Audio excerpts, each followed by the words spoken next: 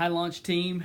I'm super excited to be coming to you on the week that we get to do our first practice Sunday.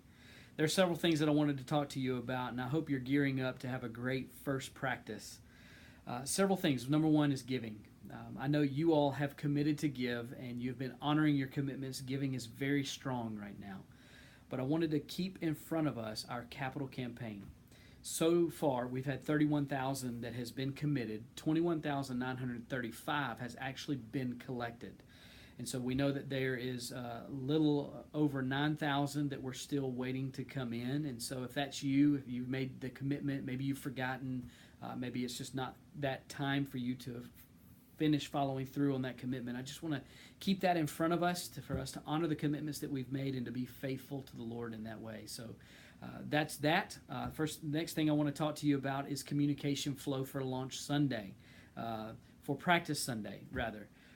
There's going to be a temptation, as usually is, when things don't go quite the way that we think that they should, that we tend to find someone else to kind of talk to about that. And I want to encourage you, shepherd you even, that if you find yourself in that position, I would encourage you not to talk to someone about it that can't do anything to change the outcome of the situation.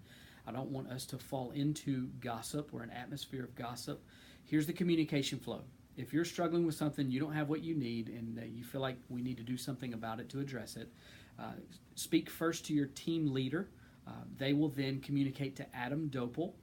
And then if Adam and I need to have a conversation, we will go over those things very quickly to expedite a response back to you to get to you what you need. So I would just encourage you to just even pray that the Lord prevent us from having an atmosphere where that could even be an issue.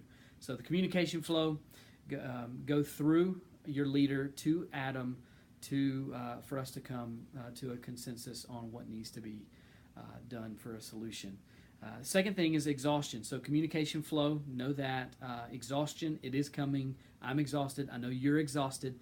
We've been working for 7 months solid to work on a solid launch plan for September 10th, and I'm super excited about that. But just know that if you show up and we can kind of sense, and our leaders are going to be beginning to watch for these things, and we can sense that you're kind of off, that you're maybe verging on a burnout in some way, shape, or form, just know that one of our leaders may ask you to kind of sit on the sideline for a little while as we prep for that particular Sunday. May ask you to go grab a Coke or grab a drink at Rush Espresso, a coffee, just to kind of collect your thoughts, just have some time for yourself. And this is a very demanding process. And so listen, the expectation is for the next 2 to 3 months that all of us are all in all the time. And so that's the expectation. We'll pray that you all are able to do that. And it's going to be all hands on deck. And I want to make sure that you know that if we ask you to do that, it's nothing against you. It's actually us trying to shepherd you well. Third thing is growing pains. With change comes challenge.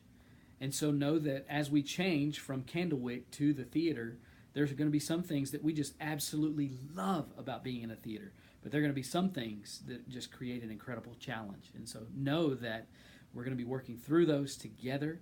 And as challenges are presented, just know that the leadership is working to fix those and make those irrelevant, not necessarily remove them, but to make those irrelevant to our Sunday morning worship time. And so just know as we're walking through those growing pains, just to be flexible. The fourth thing is to be prepared.